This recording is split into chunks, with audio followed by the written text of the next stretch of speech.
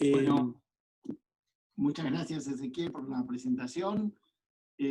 Vamos a compartir las imágenes, y bueno, para mí realmente es un placer poder mostrar un poco el trabajo que estamos haciendo habitualmente, en conjunto con todos ustedes y con la asociación, evaluando a los deportistas que tanto llegan y que, bueno, en estos momentos nos extrañamos tanto debido a esta tremenda cuarentena.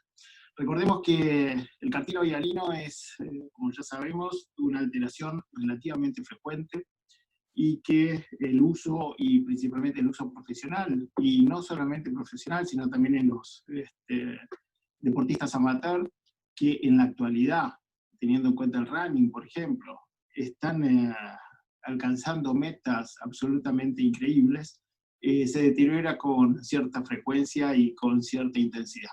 Este es un paciente de 25 años, delantero del fútbol profesional, jugador en Europa, que en el examen previo al pase entre clubes de primera división,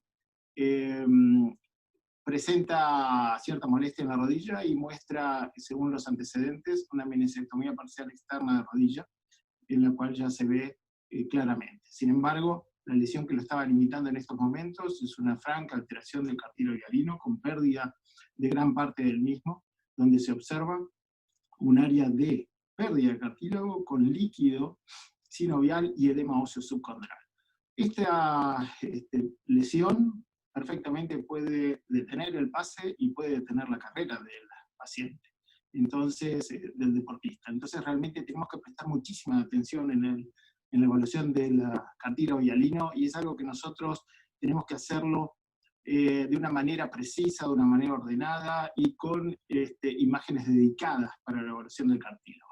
Recordemos que la resonancia magnética creo que es el método de elección, es un método utilizado específicamente para evaluar el cartílago, no es invasivo, muestra muy bien la morfología, la composición del cartílago y la bioquímica, que eso es lo que vamos a ver en las secuencias funcionales que estamos utilizando en la actualidad.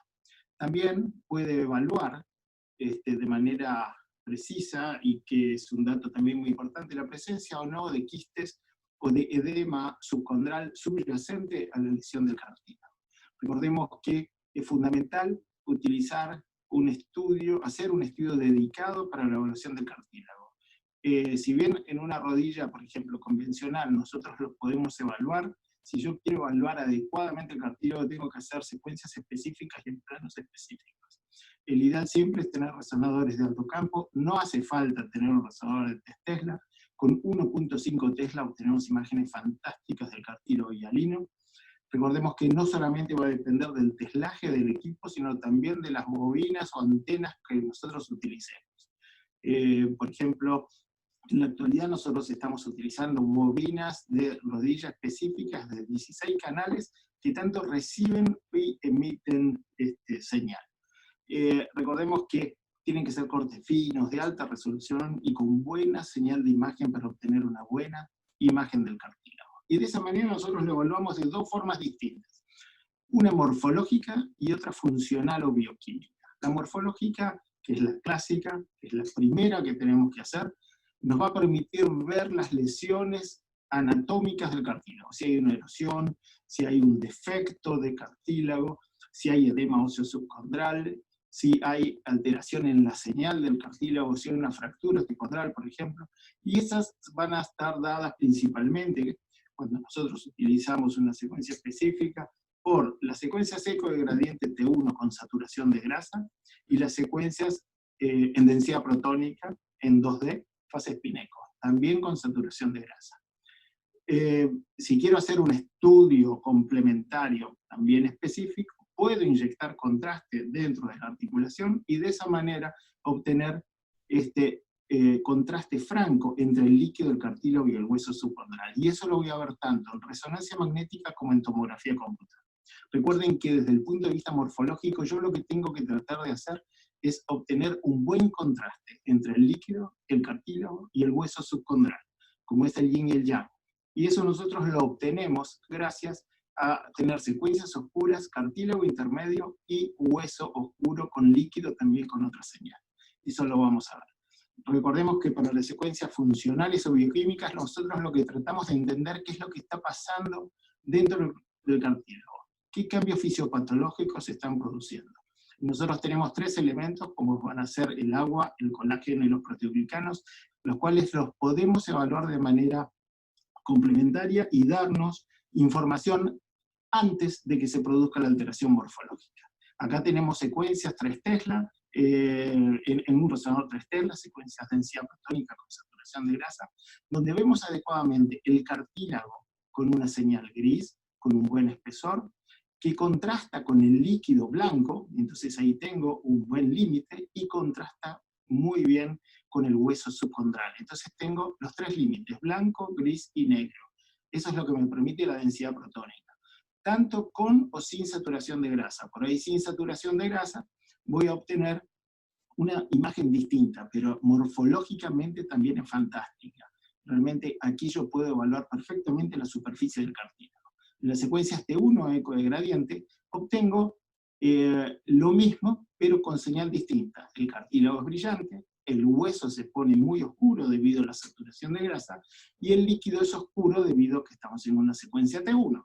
Entonces tengo negro, gris claro, negro. Entonces obtengo el efecto tan famoso del yin y el yang. Lo mismo con las secuencias de Pesper. Estas secuencias se pueden hacer en todos los resonadores, no son secuencias raras, y realmente cuando yo quiero evaluar adecuadamente el cartílago, las utilizo. Recordemos que también yo puedo, si no tengo líquido articular de sobra dentro de la articulación, yo puedo inyectar contraste y de esa manera teñir las estructuras intraarticulares. De ahí utilizamos la artroresonancia. Cuando nosotros distendemos la articulación, también tengo el mismo efecto.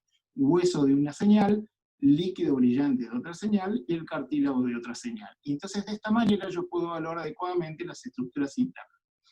Voy a ver el cartílago negro, acá hay una franca lesión condral, con una fractura condral y pérdida de cartílago, seguramente postraumática, debido a los márgenes de la lesión, y el pedazo de cartílago, el fragmento libre intraarticular, que produce tanta alteración en la clínica del paciente. Lo mismo para las lesiones osteocondrales de superficie, perfectamente yo puedo ver gris, blanco, gris y negro en el hueso, y buscar también el pedacito de cartílago que está asociado como cuerpo libre. La tomografía computada tiene la enorme ventaja de que nos da una excelente visualización de lo que es la resolución espacial. Realmente la definición de un punto al lado de otro punto es fantástica, mucho mayor que la resolución del resonador. Sin embargo, no me da tanta resolución de señal. Entonces, aquí yo puedo ver muy bien las alteraciones morfológicas de superficie, pero no puedo ver si hay edema subcondral o alteración interna en el cartílago. Sin embargo, para la alteración de superficie, como estoy viendo aquí en esta articulación paterofemoral, es fantástico. Aquí en una artroresonancia de cadera, cuando hacemos tracción, también se puede evaluar la superficie de la cadera, tan difícil debido a que la cadera tiene esta conformación redondeada que hace que nunca estemos, o la parte tangencial que nosotros estamos viendo es tan difícil de evaluar. En esta artro que hizo el doctor Azuray, luego de irradiarse un poco, nos demuestra claramente las características de esta imagen. Bueno, recordemos que si yo quiero ver algo funcional, tengo que entender la composición del cartílago. Y recordemos que el agua es fundamental, es lo que más abunda. Tenemos también colágeno, tenemos proteoglicanos y condrocitos. Si yo puedo evaluar el agua, el colágeno, los proteoglicanos, puedo diferenciar distintos momentos de la fisiopatología del cartílago. Recordemos que cuando degenera el condrocito, disminuye la producción de proteoglicanos, a su vez esto aumenta la rigidez del cartílago y disminuye la adaptación a ciertas fuerzas tensionales y de presión. Esto genera aumento del contenido de agua. Al haber más contenido de agua disminuye su resistencia, se empieza a lesionar la matriz de colágeno y empieza el líquido sinovial a filtrar dentro de la articulación del cartílago. Entonces de esa manera yo voy a ver erosiones, lesiones condrales, lesiones osteocondrales, fracturas osteocondrales. Aquí vemos lesiones de superficie, con una muy buena imagen morfológica. Y recordemos que también nosotros podemos categorizarla de una misma manera que la puede categorizar el artroscopista. Entonces vemos el normal, si hay fibrilación, si hay defecto de menos del 50%, más del 50%, y cómo está el hueso subcorral. Para poder ver las secuencias funcionales tenemos 3 en la actualidad que son muy importantes. Sin embargo, clínicamente, la que está a disposición de gran parte de los centros de imágenes es el T2 mapping. Si bien también las secuencias con contraste endovenoso retardado de obtención Rasdi-Yenrich también se pueden obtener y se pueden hacer. Esta es una marca registrada que no nos permite muchas veces evaluar con mapas de color. Sin embargo, sí también la podemos evaluar, como lo vamos a ver ahora. Las secuencias de difusión y las de DTI todavía son secuencias que están en desarrollo, si bien ya las estamos utilizando, son más difíciles de realizar. El T2 mapping es un método cuantitativo que nos permite evaluar la cantidad de agua y de colágeno, o mejor dicho, el contenido de agua del cartílago, y eso secundariamente está asociado a las alteraciones del colágeno. Entonces, cuando hay más agua, obviamente va a ser más patológico. El Yenrich está más focalizado a la concentración de proteoglicanos, debido a su carga negativa, en donde se tiñe el área patológica, donde hay pérdida de proteoglicanos, entra el gadolinio y se tiñe.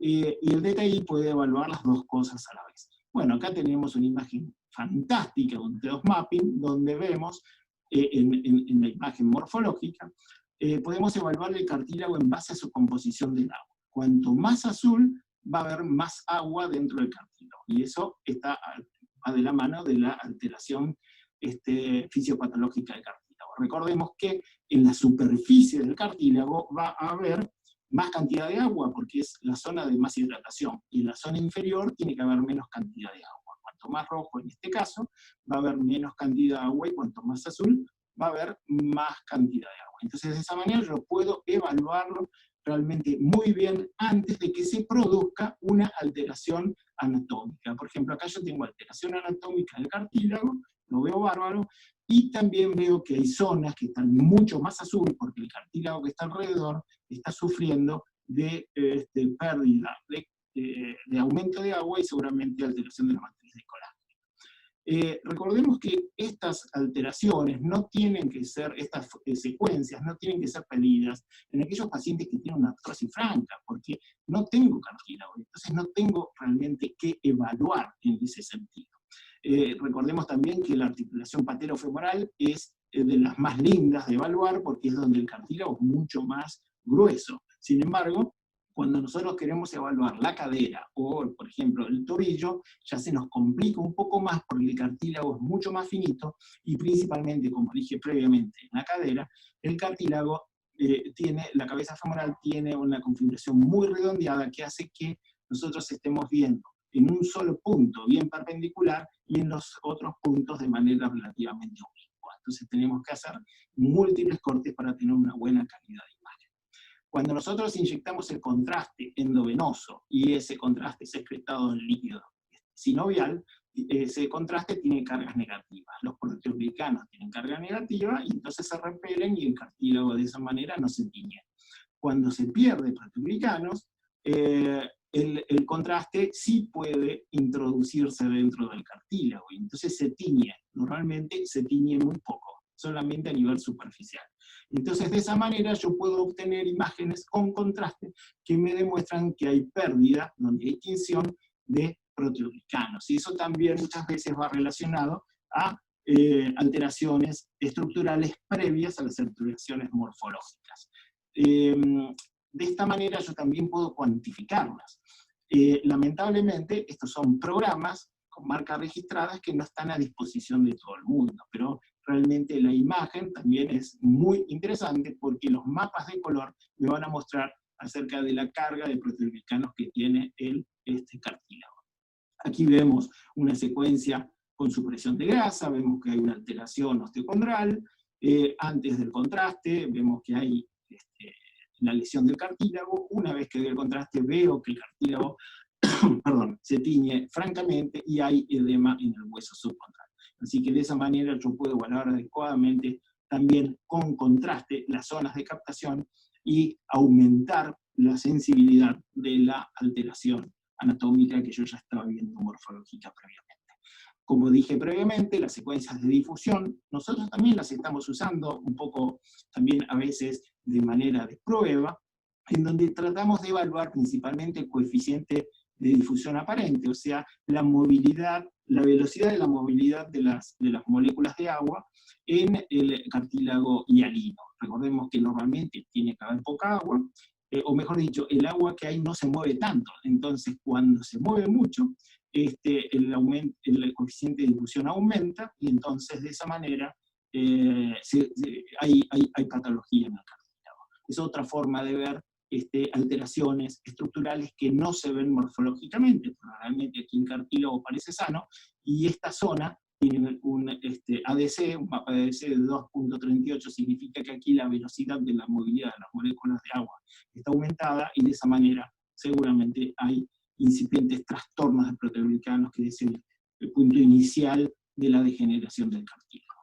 Bueno, obviamente, también nosotros estudiamos los pacientes tratados, tanto sea con trasplante osteocondral como con terapias biológicas, y de esa manera podemos ver la alineación, la orientación, la integración ósea, la interfase entre el cartílago nativo y el cartílago nuevo, con las diferentes secuencias y los diferentes planos.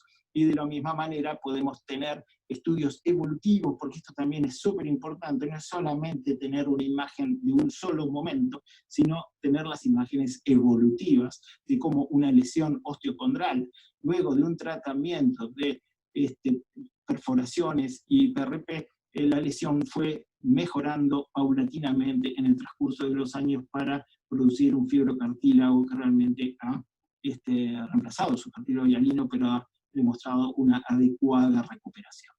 Bueno, como conclusión y para terminar con esta introducción breve de imágenes, recordemos que la resonancia es el método de evaluación. Cuando uno quiere ver el cartílago, tiene que pedir evaluación del cartílago y explicar cuál es la duda que realmente tenemos para que nosotros utilicemos las secuencias específicas y las que correspondan. Recordemos que siempre, una vez para los imagenólogos, tenemos que utilizar tanto imágenes morfológicas como estructurales, y el ideal para evaluar el cartílago es resonadores de alto campo con estudios dedicados. Bueno, muchísimas gracias por su atención.